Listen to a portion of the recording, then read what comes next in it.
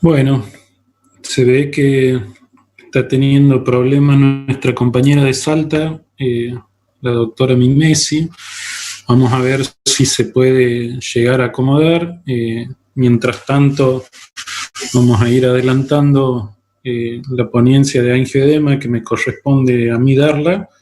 Así vemos si nuestra compañera se puede acomodar con la parte tecnológica y se ayuda el tema de esto que es el Internet, ¿no? Que tenemos bastante problema en varias partes de nuestro país, inclusive afuera también. Así que, bueno.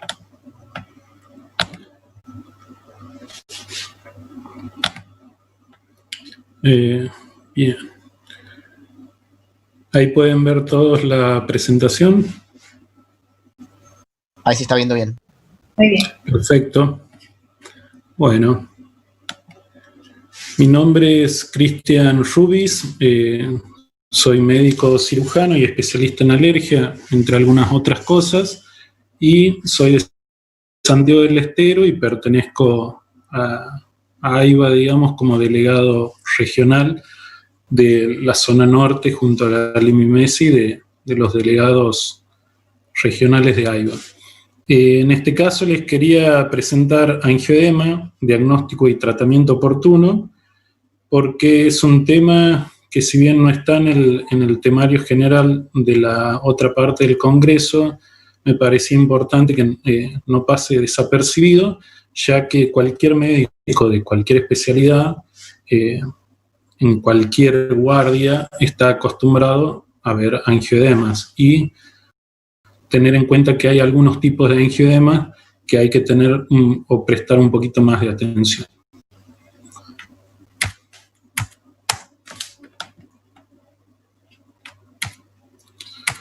Cuando hablamos de algo que está normal o algo que está hinchado, hablamos más o menos de esto, ¿sí?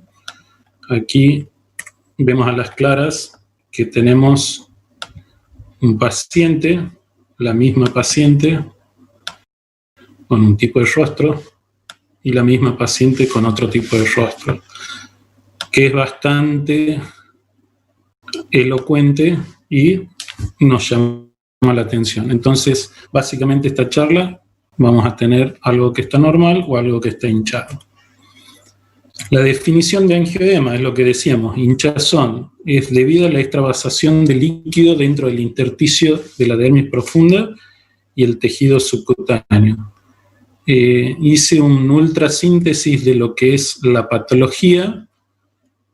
Se produce, digamos, a través de mediadores activos que actúan sobre los capilares mucosos, especialmente las vénulas, donde van a aumentar la permeabilidad vascular y estos harán que el plasma se produzca la extravasación del plasma y nos produzca el edema.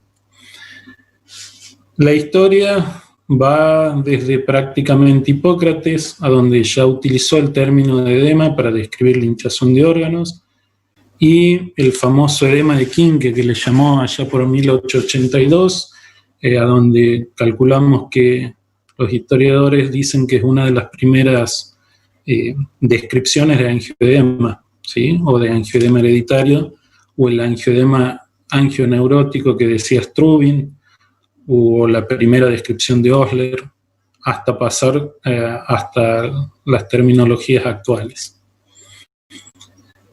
Básicamente tenemos una clasificación muy simplista, pero que a la hora de diagnosticar clínicamente nos sirve mucho. Tenemos el angioedema con urticaria y angioedema sin urticaria básicamente. Los con urticaria están mediados por histamina, que todos la conocemos a nuestra amiga histamina, que ahí vendría el alérgico agudo. AINES tiene asterisco porque justamente hay una liberación por ahí mezclada con leucotrienos y no solo histamina. Está la urticaria física, las infecciones y el adquirido o idiopático. Y después tenemos el gran grupo de angioedemas sin urticarias, que el mediador es la bradiquinina, y es el típico de los que se producen por medicamentos IECA como el enalapril o los antidiabéticos, el hereditario, el adquirido y el idiopático, ¿sí? Como les decía, está la parte de angioedema mediados por leucotrieno, que son básicamente los angioedemas producidos por ácido acetilsalicílico y otros tipos de AINES.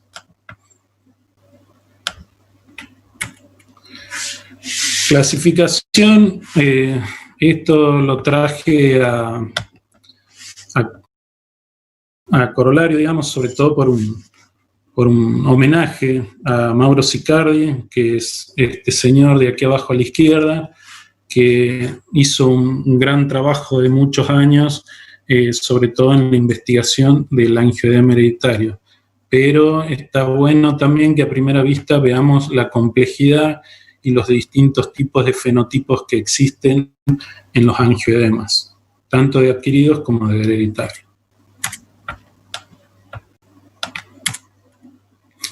Angioedema hereditario es un desorden autosómico dominante que se produce una mutación del gen del segundo inhibidor, el SERPING1 conocido, que está en el cromosoma 11. Se produce un angioedema de manifestación primaria y que tiene una historia familiar cercana al 75% de los pacientes. No responde a antihistamínicos, ni a corticoides, ni a adrenalina, por eso está bueno tenerlo en cuenta. De acuerdo a la epidemiología, es una enfermedad generalmente rara, en una incidencia de 1 a 10.000 a 1 en 50.000.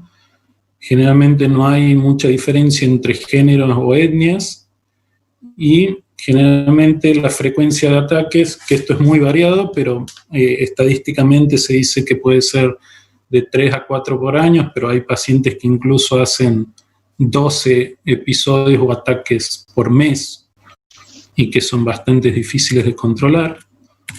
La edad de aparición tiene una edad media de 8 a 12, pero generalmente tarda mucho en ser diagnosticado, y cuando empiezan los ataques frecuentes estamos hablando de pacientes mayores de 20 o 30 años, a donde recién van a empezar a ser diagnosticados por los distintos profesionales.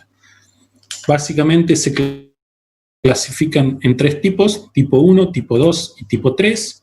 El tipo 1 es el más frecuente, es una disminución cuantitativa del C1 inhibidor. El tipo 2 es básicamente toda la otra porción que queda, donde se encuentran niveles aumentados o normales de C1 inhibidor, pero la función de este es deficiente o disfuncional.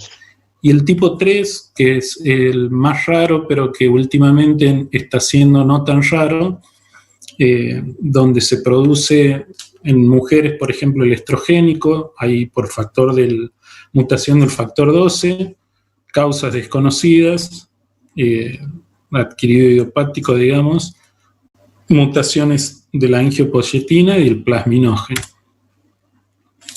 ¿Cuáles son los sitios principalmente afectados por el angioedema hereditario? ¿Sí?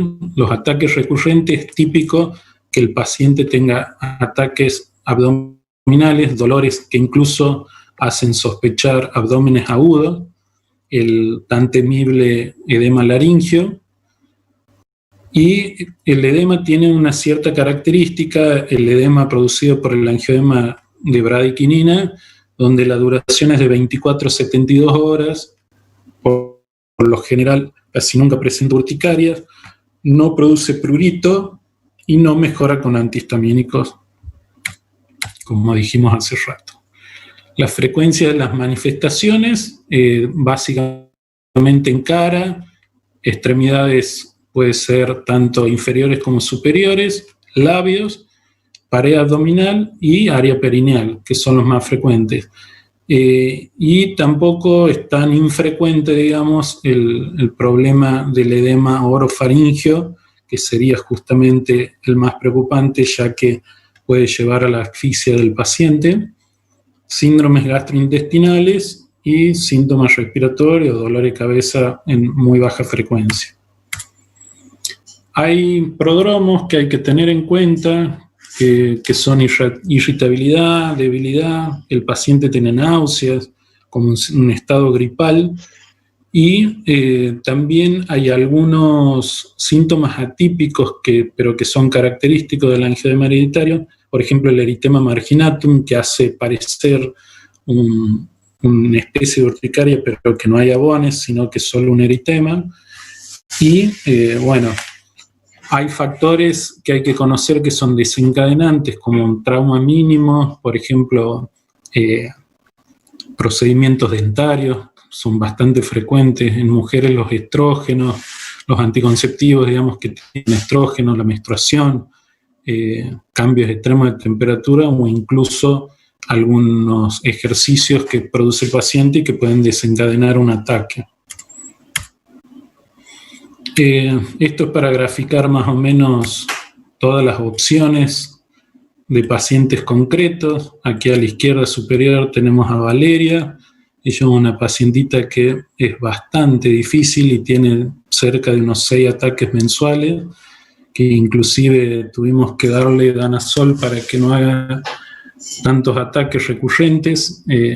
Hizo edema de labios, hizo edema en las manos, en la glotis, que la pasó bastante mal una vez o 2 veces, creo.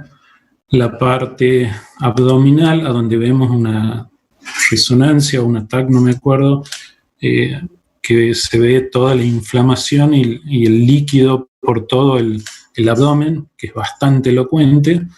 Bueno, después a la derecha tenemos a su papá Marcos con la manifestación en la cara y en la mano, y lo de abajo para que vean la evolución en horas de otra paciente, donde me iba mandando fotos por WhatsApp y se va viendo que esta primera foto, a la hora tenemos esta, a las 3 horas esta, y a las 6 horas pasó a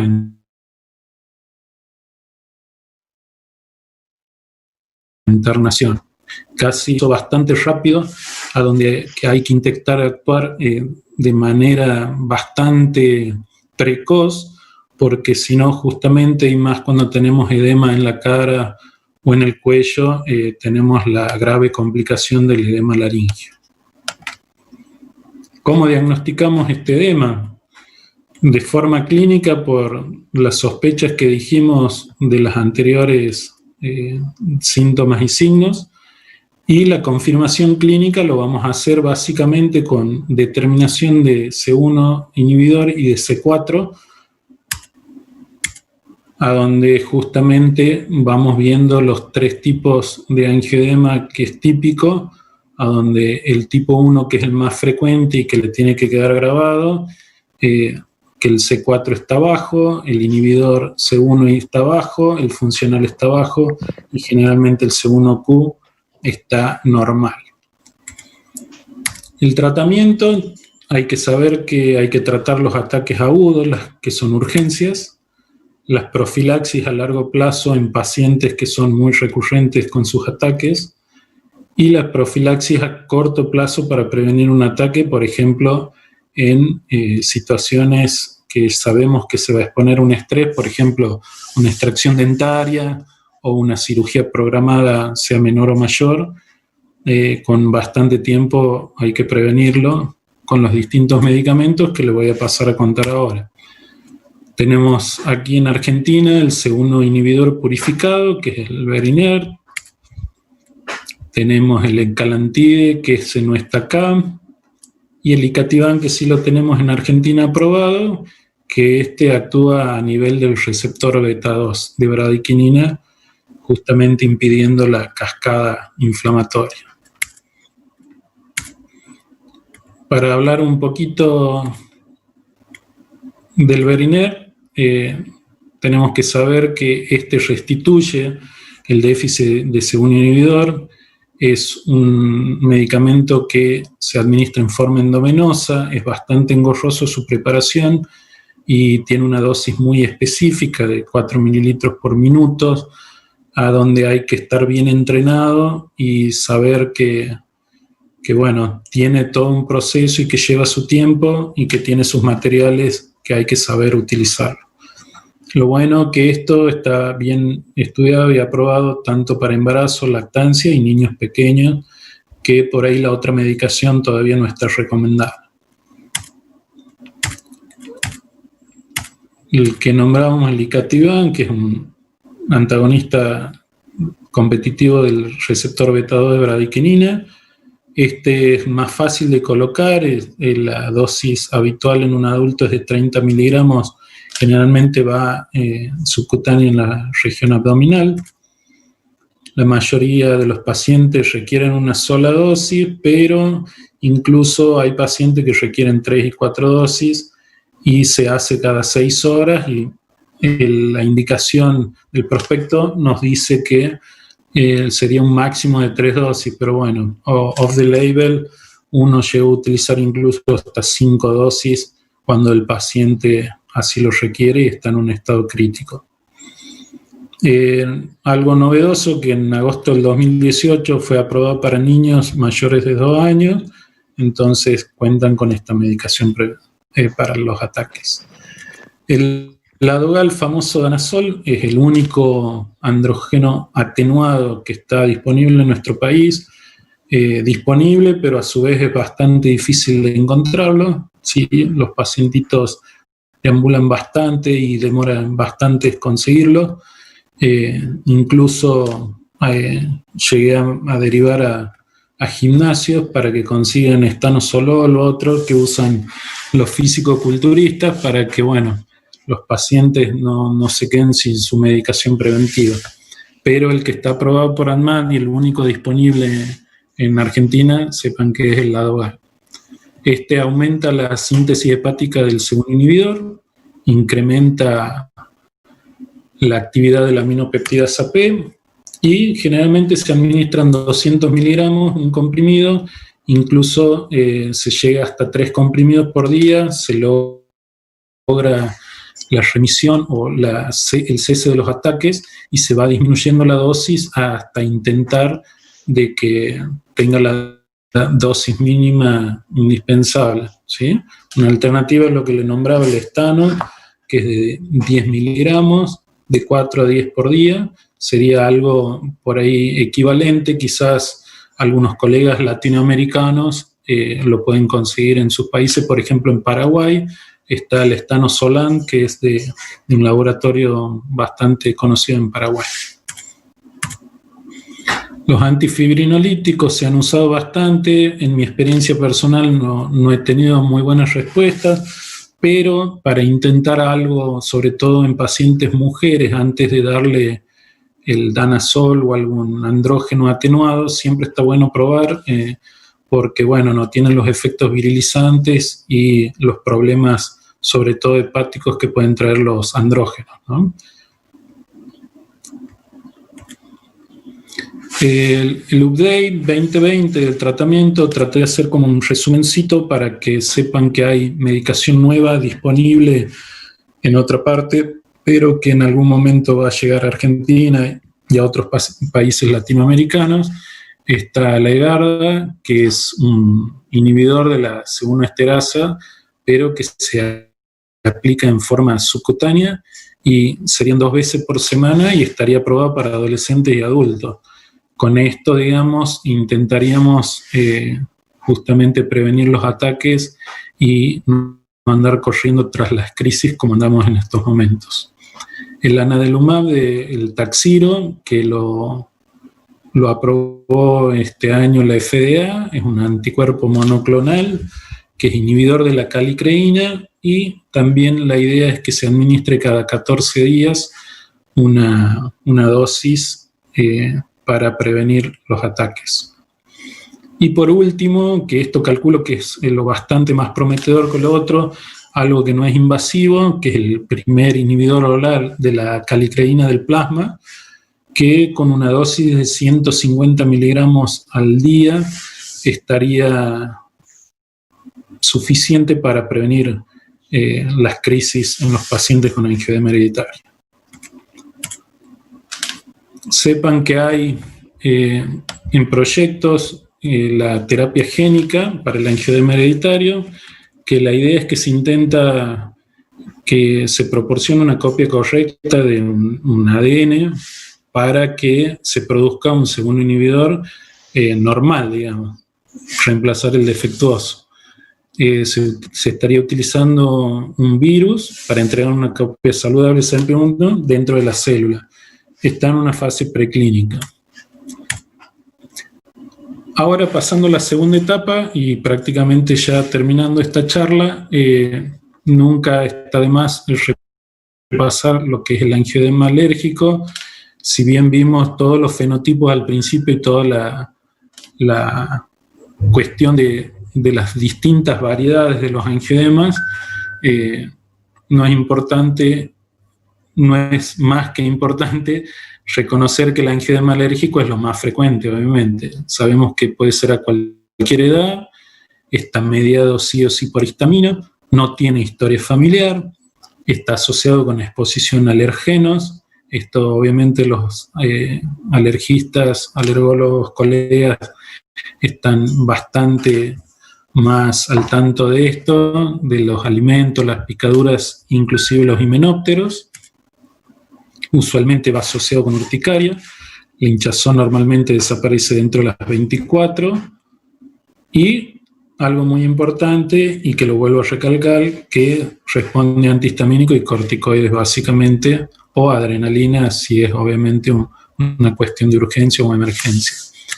El diagnóstico es el interrogatorio, la historia clínica, un RAS o prick test bien hecho, y prácticamente tendríamos el diagnóstico. El tratamiento es lo que lo sabemos básicamente todo, es la ABCD, la ABC básicamente, que es adrenalina, Benadryl, que es la difenidramina, y el corticoide, que es hidrocortisona o dexametasona. La observación por 12 a 24 horas se da de alta con un antihistamínico y un corticoide por vía oral por 72. Se hace generalmente una dieta de eliminación proteica y se lo deriva al servicio de alergia para estudio. En conclusión, los pacientes con angioedema siempre deben ser estudiados para buscar la causa y, en caso tal, ser remitidos para el manejo del especialista. No quedarnos siempre con que tratamos solamente una urticaria con angioedema y que en la guardia lo solucionamos quizás hasta rápidamente. No desentendernos de ese paciente y de hacer una derivación oportuna para que el especialista de última tome todos los recaudos, haga un buen interrogatorio y sepa si realmente una próxima o picadura de himenóptero o ingesta de alimento o medicamento no puede ser más grave. Piensen que el angioedema hereditario es una condición rara, pero que debe ser pensada. Hay bastantes pacientes sin diagnosticar aún en Argentina, que el diagnóstico oportuno y el tratamiento puede salvar la vida de muchos pacientes en esta condición. Y bueno, y que sepan con este ayornamiento que prácticamente hice en una síntesis, saber que hay nuevos tratamientos con mejor y fácil aplicación y nos van a dar un mejor pronóstico a nuestros pacientes.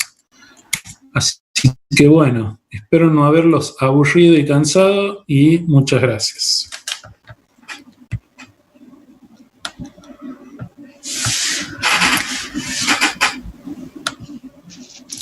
Bueno, a ver, entraríamos un poco al periodo de las preguntas, pero como estamos un poquito retrasados, y lo veo aquí al doctor Carvalho conectado.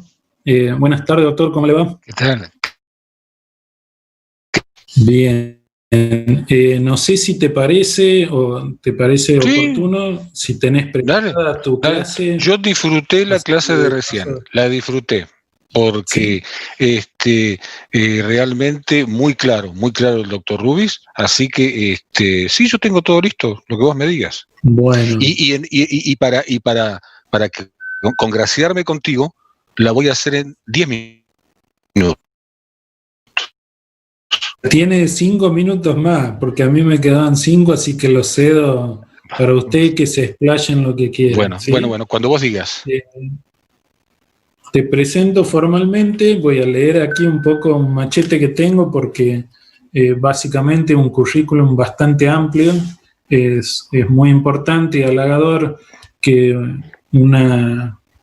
digamos, un colega de tu jerarquía se sume a nuestro congreso y bueno, para todos los que no lo conocen, el doctor Héctor Carvalho es médico egresado de UBA, es especialista en endocrinología, profesor adjunto en varias materias, básicamente en medicina interna y fisiología, y tengo que también es un médico que está autorizado para el uso de radioisótopos, tanto para diagnóstico y tratamiento. ¿Es así, doctor? Buenas tardes y bueno, lo dejo en una palabra, para resumir, que soy un viejo. O sea, así que ya se entendió clarísimo. Así que arrancamos cuando vos digas. Listo. Dale, todo listo, gracias. Solamente te pido que me digas si se ve bien.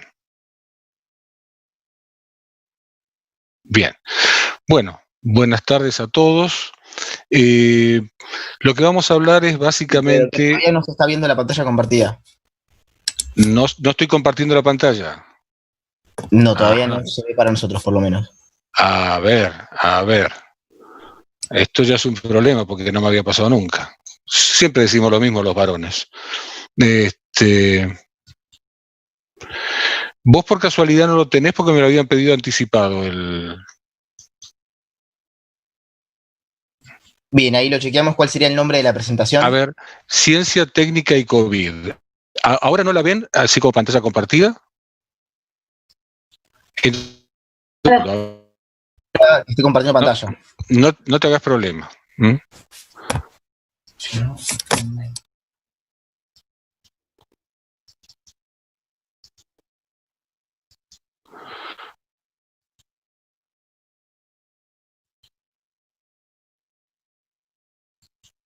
Ahí estamos, ¿sí? ¿Ahora sí? Perfecto, lo estamos viendo bien. Muy bien. Y ahora que lo amplío, se tendría que ver mejor. ¿Bien? Bien, ahí se ve en pantalla completa. Perfecto, muchas gracias. Bueno, me hiciste transpirar. Bueno, entonces, básicamente lo que nosotros queremos hablar es de el todos adelante de una computadora en lugar de estar todos juntos en un congreso como solíamos hacer hasta el año pasado. Y que es el tema del COVID. Básicamente, respecto a los pacientes infectados por coronavirus, es que hay un altísimo porcentaje que no está aquí en este diagrama, pero que estaría por acá arriba, de pacientes que no tienen síntomas. Pero, el hecho de ser asintomático no significa ser no contagiante. Realmente todos los días escuchamos opiniones que nos dejan estupefactos, como una de las últimas de la Organización Mundial de la Salud, diciendo que les costaba creer que un paciente asintomático pueda ser contagiante. Es un dogma de la medicina que el paciente aún asintomático puede ser contagiante. Pero bueno, hablando ya de los casos con clínica, tenemos los casos leves, que en su mayoría se van a recuperar sin intervención de los médicos, los moderados, los severos y los críticos. Aún de los leves hay un 5% que va a empeorar y va a pasar a moderado o incluso hasta crítico y puede llegar a la muerte. Ese porcentaje aumenta a un 10% en el caso de los moderados, a un 25 a 28% en el caso de los severos y a un 50% en el caso de los críticos.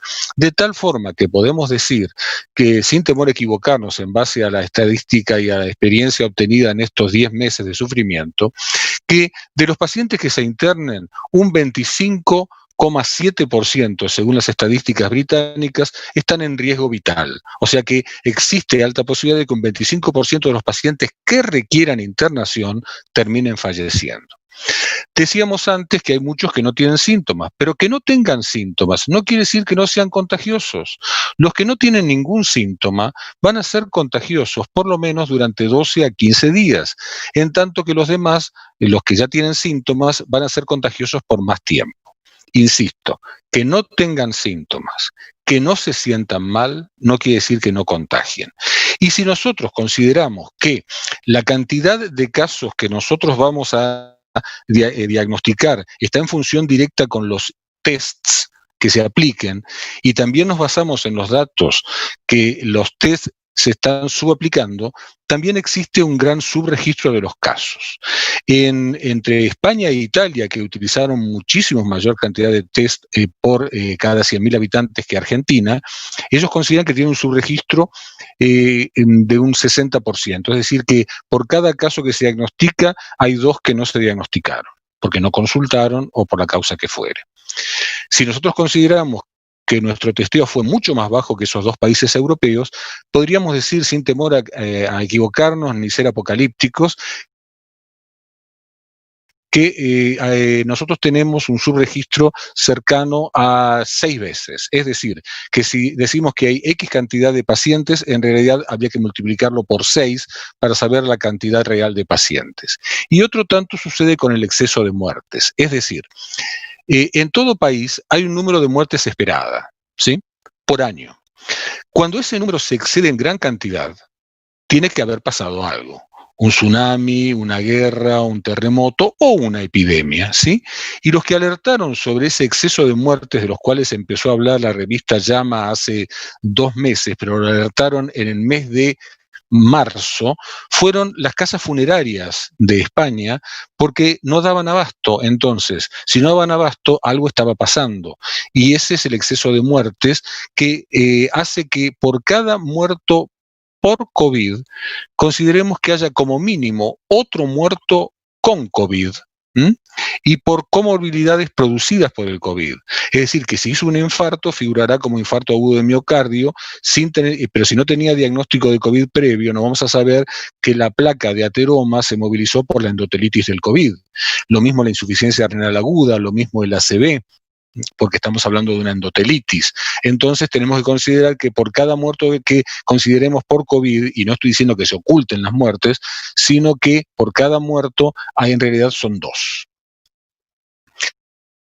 Los primeros trabajos sobre ivermectina. En este momento hay 40 trabajos en el mundo, por lo menos 40 inscriptos en la National Library of Medicine en Estados Unidos, con ivermectina, ¿sí? De esos 40 trabajos hay 5 que ya se publicaron, o sea, la Biblioteca Nacional de Medicina aceptó y validó los resultados, cosa que no es del todo fácil porque son bastante puntillosos en la remisión y en la elaboración de los casos, de evaluación de los casos. De esos 5 casos, de esos 5 trabajos mundiales, hay uno que es norteamericano, del estado de la Florida, uno que es de Irak, de la Universidad de Bagdad, uno que es de la India, y los otros 2 trabajos son nuestros. Estos trabajos, perdón, uno es de profilaxis y uno de tratamiento. El de profilaxis lo hicimos con ivermectina más carragenina. La ivermectina es una dosis, vamos a estandarizar, aunque en realidad lo hacemos por kilo de peso, pero para simplificar, es una dosis de 12 miligramos una vez por semana, carragenina, que viene en spray y que se aplica en ambas narinas y en ambos carrillos como mínimo 4 veces por día, ya que la vida media de la carragenina es de 6 horas. Esto lo podemos hacer en forma sucesiva, es decir, primero utilizar la ivermectina durante 8 semanas y luego seguir con carragenina, que es el protocolo Iverprev, o hacerlo en forma simultánea, es decir, arrancar de entrada con ivermectina más carragenina, que es el protocolo Ivercar. Lo que nosotros incluimos en la National Library of Medicine es el Ivercar, y el otro que incluimos es el tratamiento, que es el protocolo IDEA. IDEA es el acrónimo de los 4 fármacos que utilizamos en este protocolo, que son la ivermectina, la aspirina, la dexametasona y la enoxaparina. Pero como puestos en el orden en que iban sonaban muy feos, lo pusimos como IDEA, que suena mucho mejor. Me parece que me salté una, vamos a la anterior. Así es. Para el protocolo IDEA hicimos criterios mayores y menores hechos por nosotros, porque ya veíamos que había muchas idas y vueltas en el tema de la OMS, entonces preferimos manejarnos con protocolos propios. E incluimos criterios menores, como ser fiebre baja, episodios de diarrea aislados, hiposmia, hipogeusia, desaturación leve, disnea sin hemateria, polimiartralgias o cefaleas persistentes, dolor abdominal, eritema pernio o símil pernio y un rash menor como criterios menores, y dentro de los criterios mayores pusimos fiebre más elevada de 38,5 o más grados centígrados, diarrea con más de 3 episodios por día, conjuntivitis flictenular, desaturación severa, taquipnea con más de 25 movimientos respiratorios en el minuto, líbedo reticulares o urticaria gigante. Estos son los menores, estos son los mayores. Y así dividimos los pacientes en casos leves, moderados y severos. Solo 3 grupos. Los leves pueden ser todos o algunos de los criterios menores, pero solo criterios menores. Los moderados, 3 criterios mayores o 2 mayores y 2 menores. Y los severos, 4 criterios mayores o 3 mayores y 2 a 3 menores. En base a esto dividimos los pacientes en los 3 grupos que decía antes, que son los leves, moderados y severos. Y en eso tenemos que hacer hincapié, porque de esos 3 grupos, los leves son ambulatorios y los moderados y severos requieren internación. O sea que lo que satura los sistemas sanitarios son los moderados y los severos. De tal forma que si nosotros hacemos hincapié en trabajar sobre los leves, podríamos desaturar los sistemas sanitarios que en este momento están tan sobrecargados. Porque tengamos en cuenta, y esto también es un dogma de la medicina, que hasta el caso más severo alguna vez fue leve. Entonces, en lo que respecta a la severidad, consideramos por un lado los casos confirmados y sus contactos estrechos, porque un contacto estrecho de caso confirmado es caso confirmado. Le damos ivermectina, que digo así a grosso modo porque en realidad es por kilo de peso, le damos 24 miligramos por vía oral a repetir a la semana siguiente, no le damos corticoides, no le hacemos ventilación y le agregamos aspirina entre 200 y 250 miligramos por vía oral todos los días, que es una dosis antiagregante. Es decir, este es el paciente ambulatorio y esto se lo damos inmediatamente después de haber tomado el hisopado. ¿Sí? Ustedes dirán, pero entonces no tiene un positivo. Es cierto, y si llega negativo le decimos que suspenda la aspirina, pero no esperamos a que el paciente queme etapas para después medicarlo, o como ha pasado en algunos casos, o sigue pasando, que los resultados de los hisopados tardan 8 días, cuando sabemos que el punto de quiebre entre andar bien y evolucionar muy mal es entre el 6º y el 8º día. Así que por eso medicamos precozmente, no sin tomar la muestra, pero sí, la mayoría de las veces sin esperar los resultados. En el caso de los pacientes moderados, la cantidad de ivermectina es de 36 miligramos siempre por vía oral para ser repetido a la semana. Mantenemos la aspirina y la asociamos de dexametasona 4 miligramos por vía parenteral diariamente y lo conectamos a oxígeno no invasivo, ya sea oxígeno lavado a bajo flujo o concentrador de oxígeno. ¿Por qué?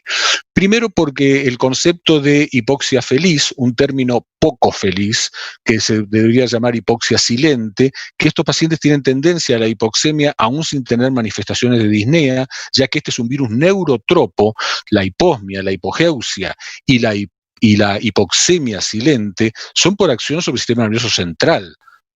Entonces, al actuar sobre los centros respiratorios, el paciente no tiene sed de aire. O sea, no manifiesta disnea, a pesar de tener saturaciones más bajas.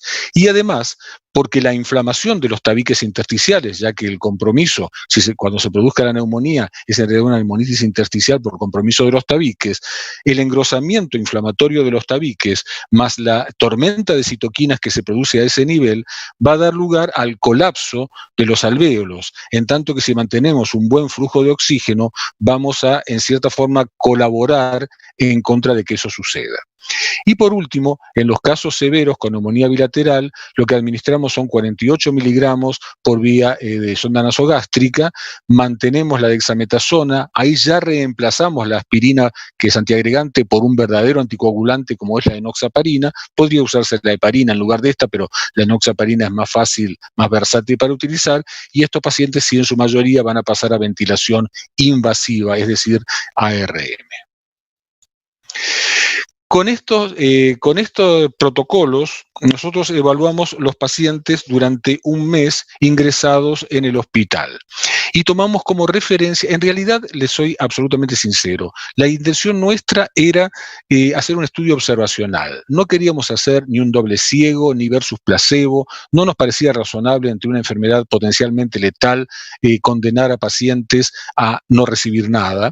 Entonces, nosotros decidimos hacer un estudio observacional, a pesar de lo cual se creó un segundo grupo, un grupo control, porque no todos los pacientes aceptaban el consentimiento informado de utilizar el protocolo IDEA. Había algunos que preferían el plasma, que pedían el plasma, o el caletra, o la hidroxicloroquina, porque la habían usado dos presidentes de Estados Unidos y Brasil. Bueno, entonces le damos tal cual ellos solicitaban, ¿sí? O sea que nuestros estudios no son hechos versus placebo, sino versus todos los otros tratamientos existentes durante ese mes y disponibles a nivel hospitalario.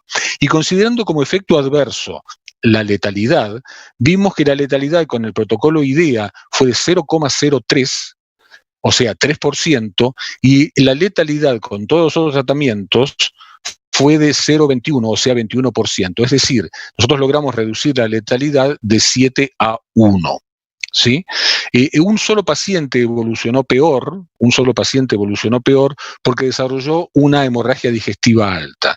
Este paciente era un ulceroso previo, no sabemos si fue el sangrado que tuvo durante su internación fue por su antecedente, por la dexametasona, por una úlcera de Kerlin, por estrés, por la suma de todos ellos. Lo cierto es que se cohibió rápidamente con omeprazol, pero consignamos ese efecto adverso.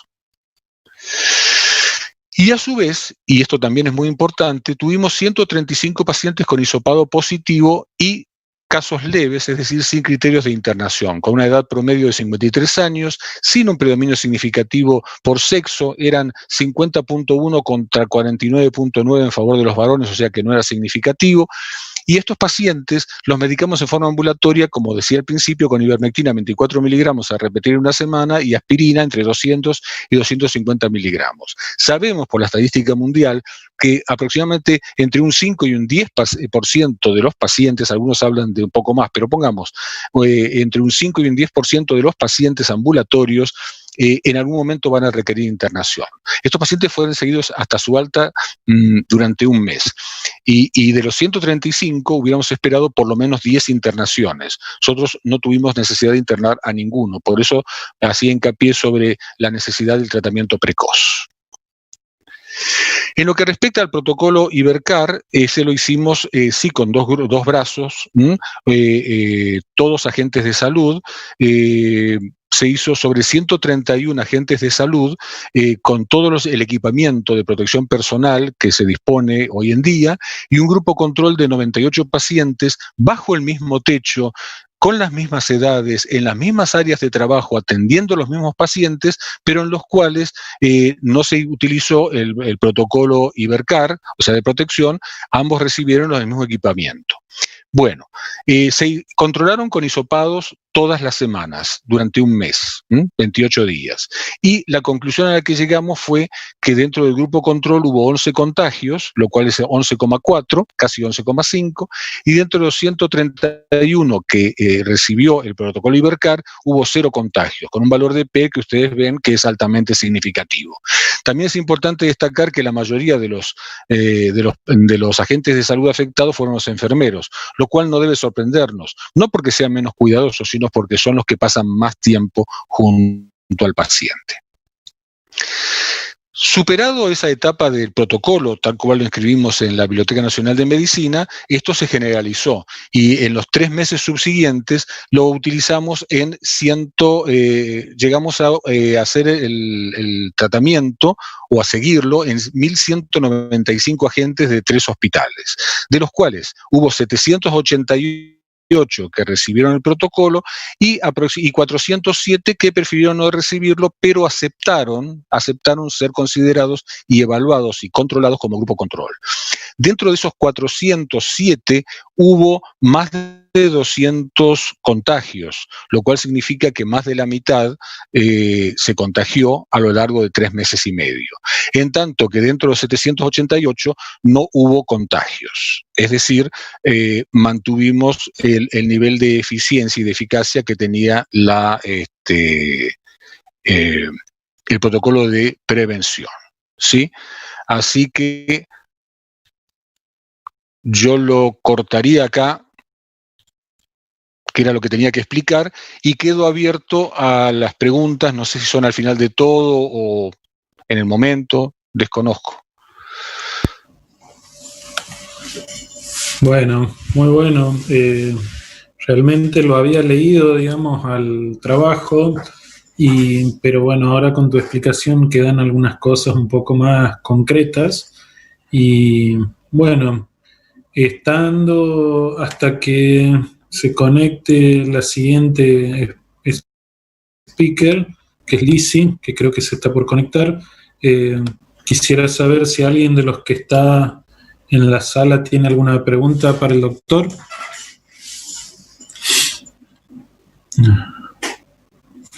Se ve que estuviste genial. No, cuando no hay ninguna pregunta, hay 2 posibilidades. O se entendió todo o no se entendió nada.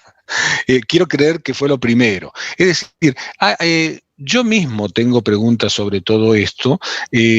Nosotros en realidad no hemos inventado la pólvora, nos basamos en los estudios in vitro que hicieron los doctores Cayley y Wastaff en Australia, ¿sí? Y aprovechando que ellos habían confirmado la reducción de la carga viral en forma drástica en 24 o 48 horas, lo pasamos a nivel clínico. La forma de acción que todo el mundo conoce con respecto a la ivermectina es intracelular, es decir, inhibiendo las importinas alfa y beta 1 para que el virus no llegue al núcleo.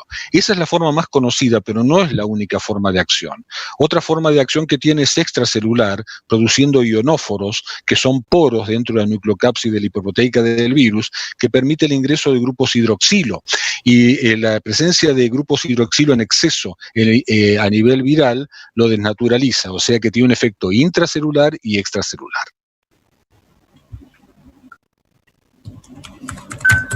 Yo te voy estirando, vos ves que te voy estirando la presentación hasta que la doctora se conecte.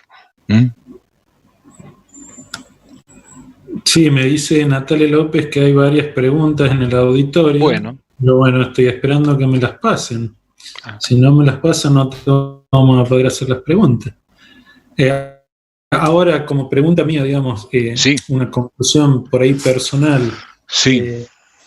Antes y después de haber realizado, digamos, todo este protocolo, ¿qué conclusión sacás, digamos? Porque viste que hay en distintos países, sobre todo en Latinoamérica, los distintos protocolos con la ivermectina sola y, bueno, con la carragenina, digamos, sería como, ¿cuánto de plus le agregarías vos? Sí, el tema, a ver, yo el otro día tuve que dar una clase sobre todos los tratamientos que se han ido realizando hasta ahora.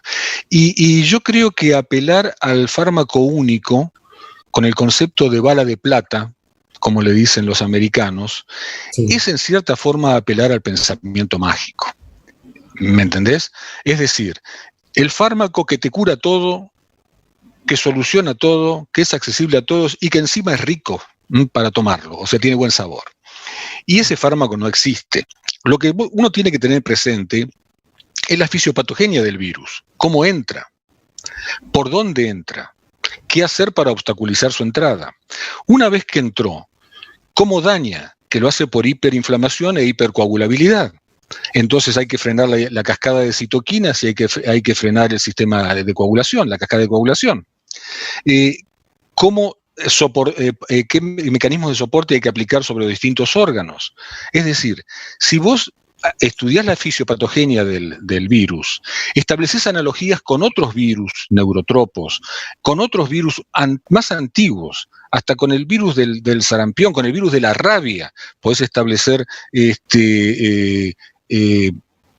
comparaciones, entonces vas sacando conclusiones de cosas que ya conocías, porque si sacás conclusiones solamente de lo nuevo, lo vas corriendo de atrás al virus, esquivando cadáveres, ¿sí?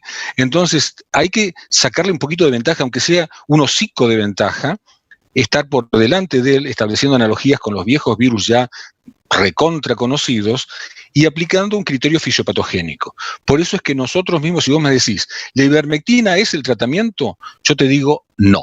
La ivermectina sola no es el tratamiento. Perfecto. Aquí una doctora, Rocío Lor, nos pregunta si el efecto o los efectos, ¿cuáles son, digamos, los más frecuentes, los efectos colaterales? Bueno, de darlo masivamente a la ivermectina. Bien. El efecto más frecuente es el dolor abdominal, ¿sí? El dolor de panza. Y como tal lo describió la OMS como su efecto secundario más importante, siempre y cuando el paciente no haya tenido antecedentes de alergia a la ivermectina. Obviamente, si es alérgico no se lo puedes dar. También está contraindicado en el embarazo porque si bien no se confirmaron sus efectos teratogénicos, tampoco fueron 100% descartados. Entonces, ante la duda, mejor es no dañar.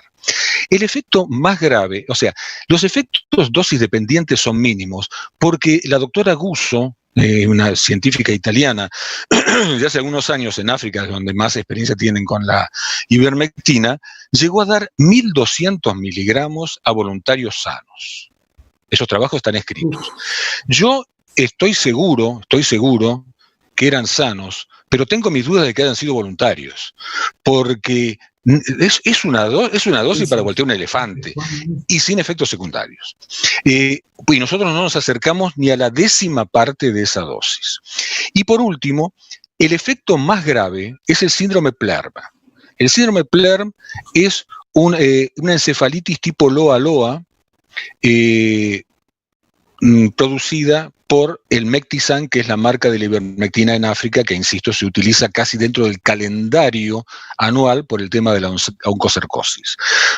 El síndrome PLERM se ha descrito, es debido a un déficit de la P-glicoproteína en la membrana celular de ciertas personas, que sería un déficit genético, que es el mismo que en veterinaria se ve en los perros de raza Collie, Shetland, Border Collie, que por el cual no se puede utilizar como parasiticida en esas razas caninas la ivermectina. Bueno, hay algunos humanos que tienen también ese déficit de P-glicoproteína, y ese síndrome tiene una incidencia de entre 1 en 10.000 a 1 entre 20.000. Personas que recibieron la ivermectina. Obviamente, si yo soy S1, para mí es el 100%, pero quiero decir que es bajísimo y es idiosincrático, no es dosis dependiente. Por lo tanto, con el riesgo de desarrollar síndrome PLERM a utilizar en forma masiva la profilaxis es el mismo riesgo de la vacuna antisarampionosa.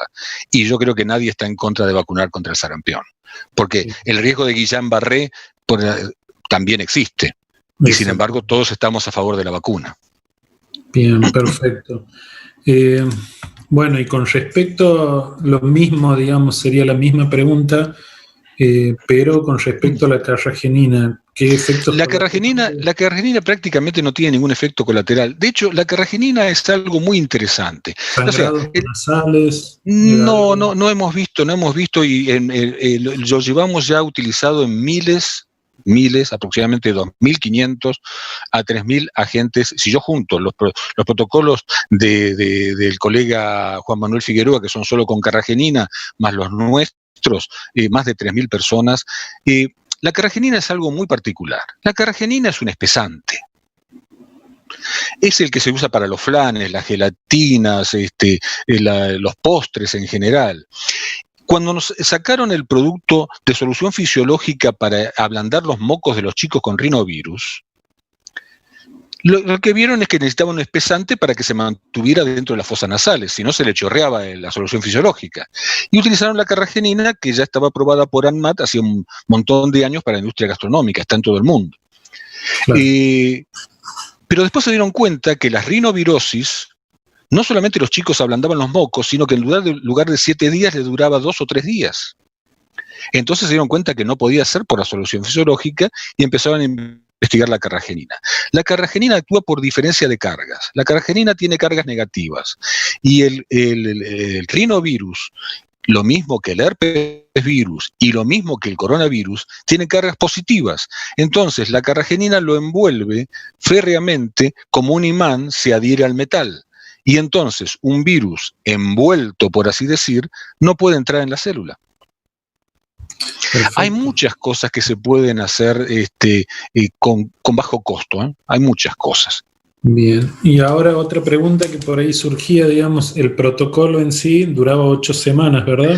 Nosotros lo usamos 8 semanas siempre copiando cosas que nosotros mismos hemos ido haciendo. Todos estos protocolos lo hicimos con el profesor Hirsch, que es el jefe del Departamento de Infecciosas del Hospital de Infecciosas Muñiz de la Ciudad de Buenos Aires.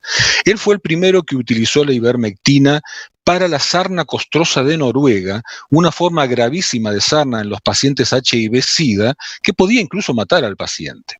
Y él lo utilizaba en esas dosis semanalmente. Y observó que después de 8 a 10 semanas había suficiente acumulación de ivermectina en el tejido adiposo como para mantener un tenor farmacológicamente útil en sangre durante 4 meses más. O sea, cuando nosotros suspendemos a las 8 o 10 semanas, no es porque nos estamos pasando de dosis, sino porque tenemos 4 meses de plus en el cual la carragenina va a quedar. Y tened en cuenta esto que me parece que es muy importante destacar. Los pacientes de las comorbilidades para con COVID, la más grave es la obesidad, sobre todo la obesidad mórbida. ¿Sí? Porque el virus se replica en el tejido adiposo porque tiene más receptores ACE y TMPRSS2 que el mismo pulmón. Ahora bien, yo acabo de decir que la ivermectina se acantona en el tejido adiposo, o sea que el lugar que el virus necesita para replicarse se encuentra, ya lo transformamos en un territorio hostil, lo mismo que hace la carragenina a nivel del rino y el orofarinx. Por eso es que decía que hay que actuar fisiopatogénicamente. Perfecto. Y bueno, con el tema, digamos, de hacer la profilaxis, sí. ¿Por cuánto tiempo lo recomendaríamos, digamos, en caso de si tendríamos que hacer una recomendación para el personal de salud? Precisamente 8 semanas, y después, como yo mostré al principio, hay 2 protocolos, el que sigue con la carragenina sola o el que deja pasar los 4 meses siguientes. Yo no quiero bajar la guardia. Si vos me decís, yo no bajo la guardia, ¿sí? Y eventualmente, si esto que ya vemos que va para largo, cuando pasen los 6 meses podemos volver a hacer otra tanda de 8 semanas. Esperemos que no haga falta, esperemos que sea un mal recuerdo, pero bueno, vos sabés que va para largo. Exactamente, bien. Y podría haber, digamos, una dosificación de acuerdo a la severidad que haya de los síntomas, o es independientemente de la severidad del síntoma. Y nosotros lo hemos ido personalizando, es decir, en realidad nosotros lo que hacemos es hacerlo por kilo de peso. Sí, después ahí tienen los gráficos que también van a aparecer, según me dijo la presidenta del Congreso, en el book virtual del Congreso. Ahí están todos los equivalentes en dosis, en miligramos para las presentaciones en gotas, etcétera. Y en algunos pacientes, en lugar de darlo a los 7 días, lo hemos adelantado a los 5 días. Vos dirás, ¿de dónde sacamos lo de los 7 días? ¿Los 5 días iniciados los síntomas o desde que le dan, por ejemplo? No. Desde la primera dosis a veces lo hemos adelantado, sobre todo en los severos. En lugar de darlo semanalmente, lo hemos adelantado. Pero ¿de dónde viene el tema de los 7 días?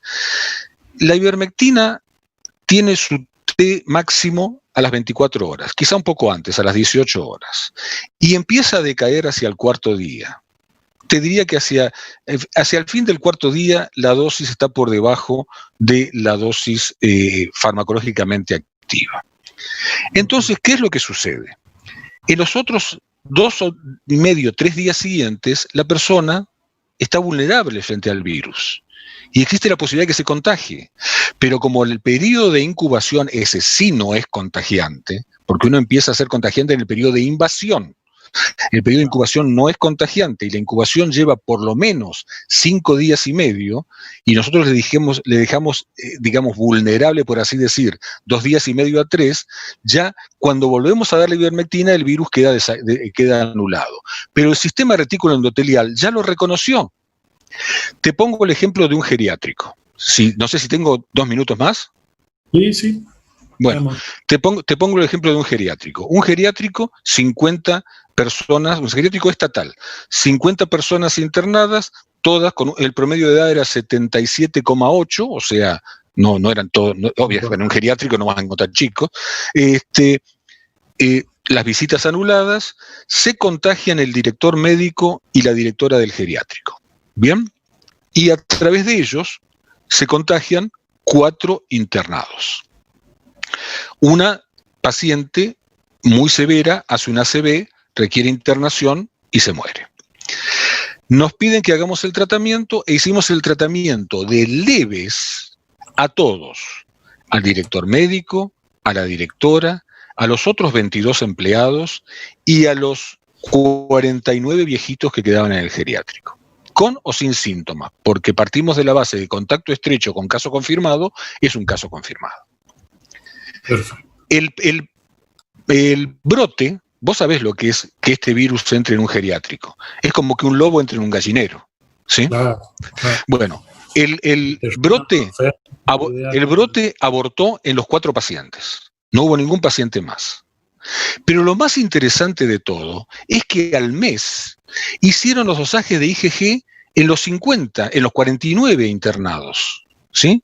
Y encontraron IgG elevada en valores significativos en 42. Y nosotros teníamos 4 que sabíamos que estaban enfermos. Y a su vez encontramos IgG específica, elevada, decuplicada con respecto al límite superior, al límite supramaximal, en 42. Quiere decir que esos pacientes estuvieron en contacto con el virus, que a esa edad sabemos que hace estragos, es prácticamente imposible el caso leve en pacientes de 80 años o más.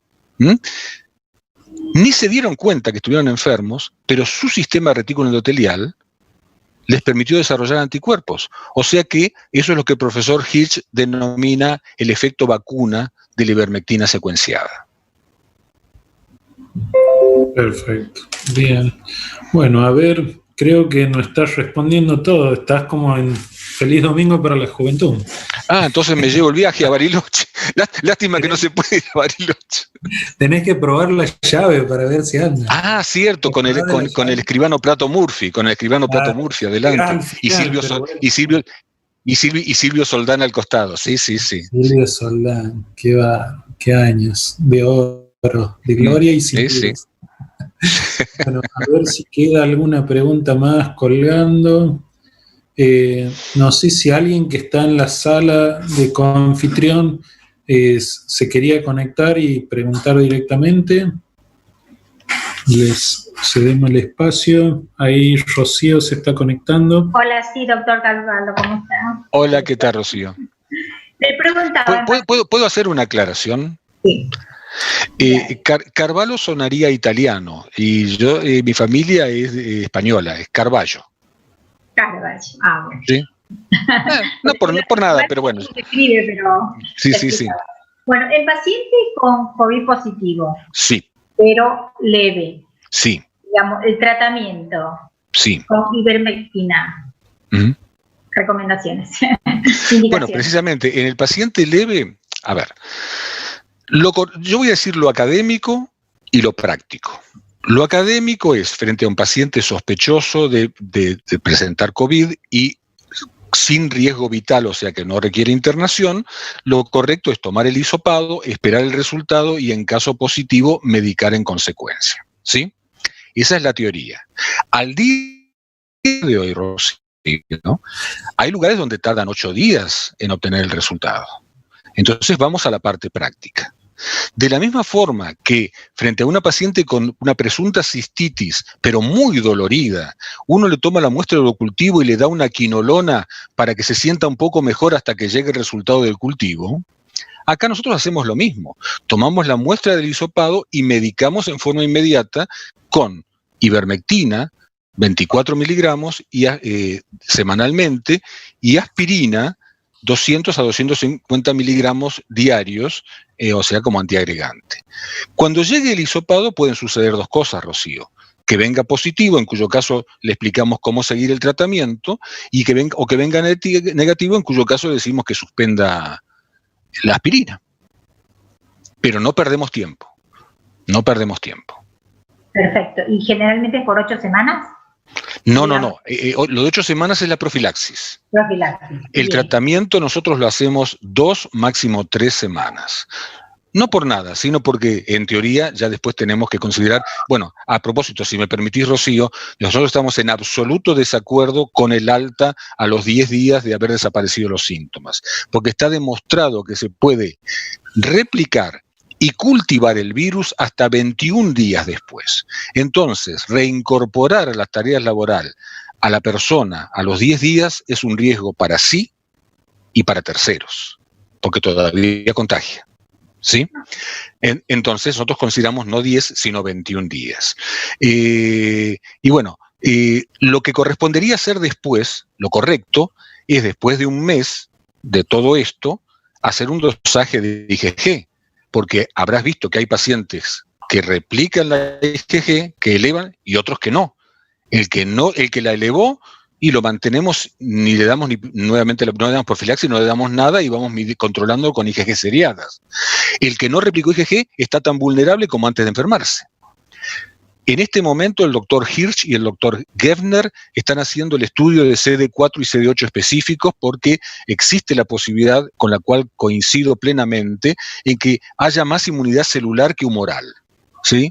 Pero hasta que eso no pueda ser demostrado, yo tengo que ver si es IgG positivo o IgG negativo. Si es negativo, tengo que volver a la profilaxis. Perfecto. Doctor, otra pregunta. Y en cuanto a la ivermectina, sí. Tóxica, o sea, la toxicidad demostrada. La toxicidad demostrada está por encima de 1.200 miligramos. Nosotros usamos 24 miligramos. Y en el caso más severo, 48. Y hasta 3 semanas, con lo cual serían 130 miligramos.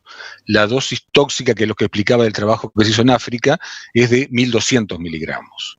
O sea que nosotros no llegamos ni en el más severo a la 10ª parte de esa dosis. Es decir, es un fármaco con un rango terapéutico tan grande que nos da libertades. De hecho, el protocolo que hicieron los colegas del CEMIC y el Hospital Austral utilizaron 4 veces la dosis que usamos nosotros.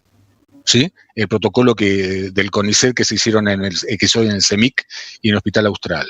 4 veces las dosis. Nosotros usamos 4 veces menos. Bien.